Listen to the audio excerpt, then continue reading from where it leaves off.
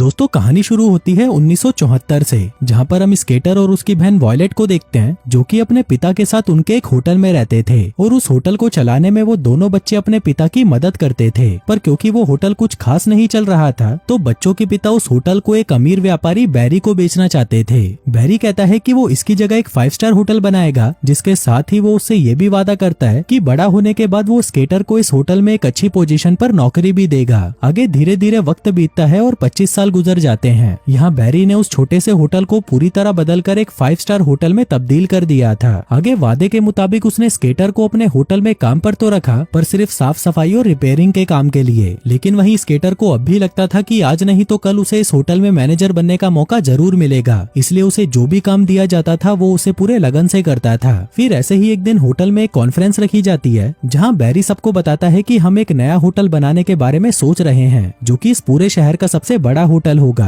अब इस को चलाने के लिए उसे एक मैनेजर की जरूरत थी, जिस दौरान स्केटर को लगता है कि इस बार मैनेजर बनने का मौका तो उसे ही मिलेगा, लेकिन ऐसा नहीं होता। ये मौका मिलता है इस मिकी नाम के आदमी को, जो कि बैरी की बेटी का बॉयफ्रेंड था और जल्दी ही उससे शादी करने वाला था। अब इस बात से स्केटर को बहुत दुख होता है कि बैरी उसके पिता से किया हुआ वादा भूल चुका है। आगे स्केटर अपनी बहन वॉयलेट से मिलने जाता है, जिसके 2 बच्चे थे और उसका पति उसे छोड़कर जा चुका था, जिसके साथ ही वो जिस स्कूल में प्रिंसिपल की नौकरी करती थी वो स्कूल भी बंद होने वाला था। इसलिए वो एक जॉब इंटरव्यू के लिए दूसरे शहर जा रही थी, जिस दौरान वो स्केटर से कहती है कि दिन में तो मेरी दोस्त जिल मेरे बच्चों का ख्याल रख लेगी, बस रात में उनको तुम संभाल लेना, क्योंकि रात में उसको नाइट स्कूल में पढ़ने जाना होता है। आगे दिन में जिल आकर बच्चों की देखभाल करती है और फिर उसके जाने के बाद रात को जब स्केटर बच्चों को देखने आता है, तभी वो बच्चे उसे कहते हैं कि हमें पहले कहानी सुननी है, क्योंकि बिना कहानी के तो हम नहीं सोते। अब स्केटर वहाँ पर कहानियों की किताबें देखने लगता है, लेकिन जब उसे एक भी ढंग की किताब नहीं मिलती तो वो उनको अपने मन से ही कहानी सुनाने लगता है।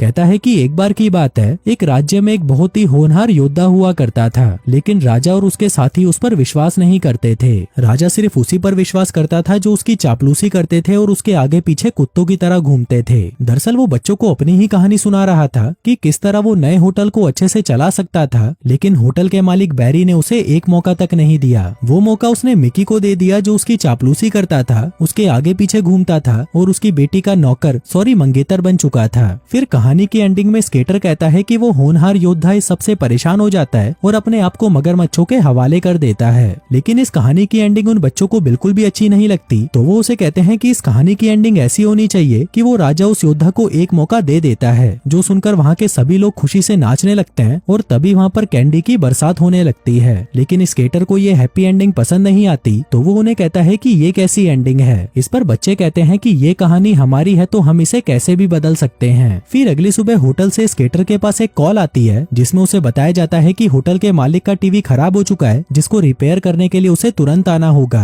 आगे स्केटर वहाँ पर अपनी बहन के बच्चों को भी ले आता है, जिसके बाद वो बैरी का टीवी रिपेयर करने उसके कमरे में जाता है। वहीं बैरी उससे अपने नए होटल के डिजाइन और थीम को डिस्कस करता है, पर तभी स्केटर उसे कहता है कि ये डिजाइन तो कोई दूसरा होटल भी इस्तेमाल कर रहा है, ऊपर से ये आइडिया भी बहुत पुराना हो चुका है। अगर हम इसे अपने होटल में इस्तेमाल करते हैं तो हमारा होटल दूसरे होटल की कॉपी लगेगा। अब ये सुनते ही बैरी का दिमाग खराब हो जाता है, तो वो तुरंत वहाँ पर मिकी को बुलाता है और उसे कहता है कि तुम्हें काम की कोई नॉलेज भी है या नहीं। जो आइडिया तुमने मुझे बताया था वो बहुत ही पुराना है और साथ ही किसी दूसरे होटल से कॉपी किया हुआ है। इसलिए स्केटर मैं तुम्हें एक मौका देता हूँ, अगर मुझे तुम्हारा आइडिया पसंद आता है तो मैं तुम्हें नए होटल का मैनेजर बना दूंगा। अब ये सुनकर मिकी को जलन होने लगती है और वो बैरी से कहता है कि सर आप ये क्या कह रहे हो, आप इस टेक्नीशियन को मैनेजर बनाओगे। इस पर बैरी कहता है कि तुम दोनों के पास मेरे जन्मदिन तक का टाइम है, मुझे जिसका भी आइडिया पसंद आएगा वो ही मेरे नए होटल का मैनेजर बनेगा। उधर दूसरी तरफ वॉयलेट अपने बच्चों को लेने होटल आती है और उन्हें अपने साथ घर ले जाती है। वहीं स्केटर भी नाचता गाता हुआ अपने घर की तरफ जा रहा था कि तभी अचानक उसकी गाड़ी बंद पड़ जाती है। अब इससे पहले वो कुछ समझ पाता, तभी आसमान से बहुत तेज कैंडी की बारिश शुरू हो जाती है, जो सिर्फ उसी पर बरस रही थी। पर तभी हम देखते हैं कि ऊपर एक कैंडी के ट्रक का एक्सीडेंट हो गया था, लेकिन स्केटर को लग रहा था कि उसकी कल रात वाली कहानी सच हो गई है, क्योंकि कहानी के हिसाब से उसके बॉस ने उसे एक मौका भी दिया है और फिर उसके ऊपर कैंडी की बरसात भी हुई है। इसलिए रात होते ही वो फिर से उन बच्चों के पास चला जाता है, वापस अपनी कहानी को सच करवाने के लिए, जहाँ इस बार कहानी में वो खुद को एक काउबॉय बताता है जो अपने लिए एक नया घोड़ा खरीदने आया है। इसी दौरान अस्तबल का मालिक उसे एक लाल कलर का घोड़ा जिसका नाम फरारी है वो उसे ऐसे ही फ्री में दे देता है और इसी के साथ वो अपनी कहानी को यहीं पर खत्म कर देता है। पर तभी बच्चा कहता है कि नहीं मामा जी, कहानी ऐसे खत्म नहीं हो सकती, बल्कि कुछ ऐसा होना चाहिए कि एक सुंदर सुंदर सी लड़की जिसके पीछे कुछ गुंडे पड़ जाते हैं, पर तभी आप वहाँ पर आते हो और जैसे तैसे करके उसे बचा लेते हो। जिसके बाद अब उस लड़की को उसके घर छोड़ने जाते हो। तभी वो लड़की आपको उसकी जान बचाने के बदले में कुछ देना चाहती है, लेकिन आप उसे मना कर देते हो और कहते हो कि अगर मुझे कुछ देना ही है तो $100 मिलियन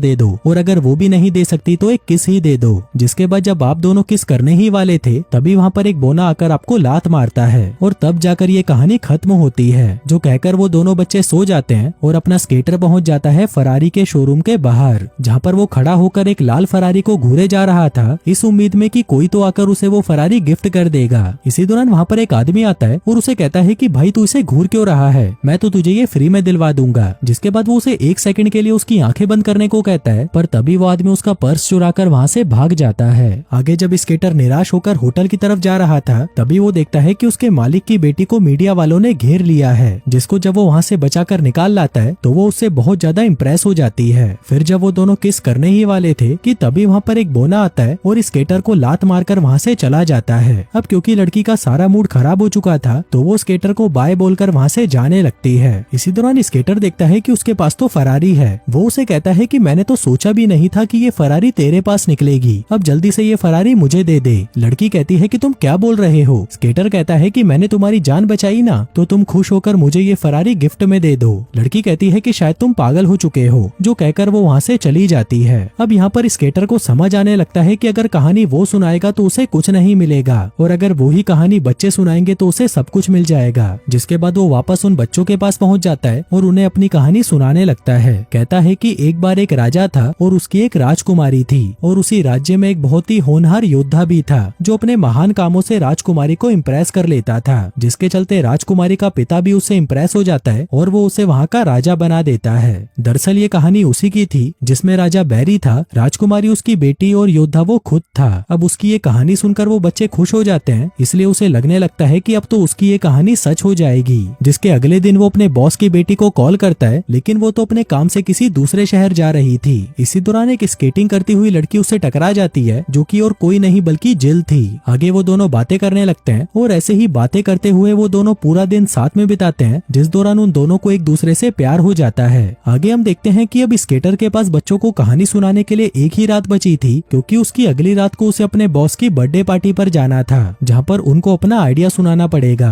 आगे वो बच्चों को एक प्लेनेट की कहानी सुनाता है, जहाँ पर वो एक विलेन से मुकाबला करने जाता है। आगे इन दोनों के बीच में बहुत ही खतरनाक वाली लड़ाई होती है और अंत में ये लड़ाई स्केटर जीत जाता है। लेकिन अब बच्चों को इस कहानी का अंत पसंद नहीं आता, इसलिए उसकी भांजी बॉबी कहती है कि लड़ाई के बाद स्केटर पर आग का एक गोला आकर गिरता है और वो वहीं पर भस्म हो जाता है। जो सुनते ही स्केटर घबरा जाता है और वो उन्हें कहता है कि नहीं, ये कहानी का एंड नहीं हो सकता। लेकिन वो बच्चे उसकी एक नहीं सुनते और चद्दर तान कर सो जाते हैं। फिर अगली रात वो अपने बॉस की बर्थडे पार्टी में जाता है, जहाँ पर चारों तरफ आग ही आग थी, जिसको देखकर स्केटर बहुत ज्यादा घबरा जाता है। फिर थोड़ी देर बाद उन दोनों की प्रेजेंटेशन देने का टाइम भी आ जाता है। पहली बारी मिकी की होती है, जो उन सभी को गाना गाकर अपनी प्रेजेंटेशन सुनाता है, लेकिन उसका ये आइडिया किसी को भी पसंद नहीं आता। इसके बाद स्केटर की बारी आती है और वो सभी से कहता है कि पिछले हफ्ते मेरे भांजा भांजी इस होटल में रहने आए थे, जहाँ पर उनको सब कुछ नया सा लग रहा था और उनको यहाँ पर घर जैसी कोई फीलिंग नहीं आ रही थी। इसलिए हमें एक ऐसा होटल बनाना चाहिए जो हमें घर वाली फीलिंग दे, जहाँ पर हम जब तक रहना चाहें तब तक रह सकें, और इसी वजह से हमारे क्लाइंट भी ज्यादा दिनों तक यहाँ पर रुक पाएंगे और हमारा प्रॉफिट भी ज्यादा होगा। अब क्योंकि ऐसा होटल उनके शहर में दूसरा और कोई नहीं था, तो बैरी को उसका ये आइडिया बहुत पसंद आता है और वो उसे अपने नए होटल का मैनेजर बना देता है। इसके बाद बैरी के केक काटने की बारी आती है, जो कि किसी ज्वालामुखी की तरह बना हुआ था और उसमें से आग निकल रही थी।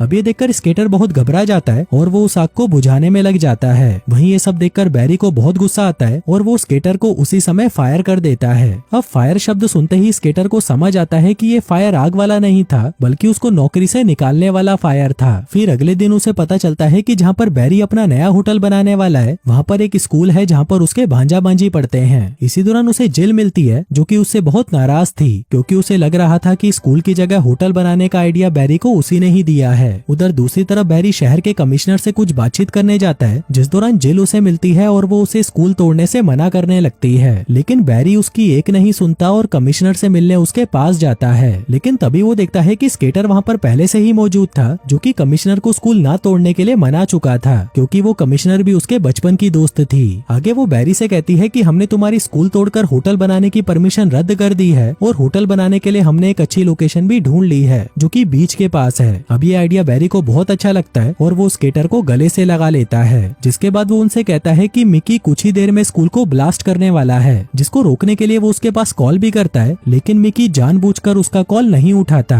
तभी स्केटर जिल को लेकर तेजी से स्कूल की तरफ बढ़ने लगता है। आगे वो स्कूल की फेंसिंग तोड़कर अंदर आता है और मिकी की छाती पर एक लात की देता है, जिससे वो दूर जाकर गिरता है। अब अपने स्केटर की बहादुरी से जिल बहुत ज्यादा इंप्रेस हो जाती है और उसे पकड़कर किस करने लगती है। इसके बाद हम देखते हैं कि आगे स्केटर अपने पिता के नाम पर खुद का एक होटल बनाता है, जहाँ पर वो मिकी को एक वेटर की नौकरी देता है। दूसरी तरफ होटल का कारोबार छोड़कर बैरी मेडिकल बिजनेस में चला जाता है। वहीं उसकी बेटी एक वेटर को सेट करके उससे शादी कर लेती है। अब उस भाई के लिए तो क्या ही बोलें, उसकी तो जिंदगी बन चुकी थी। वहीं स्केटर भी जिल से शादी कर लेता है और सभी साथ में खुशी खुशी रहने लगते हैं। और दोस्तों, इसी के साथ ही ये कहानी यहीं खत्म हो जाती है।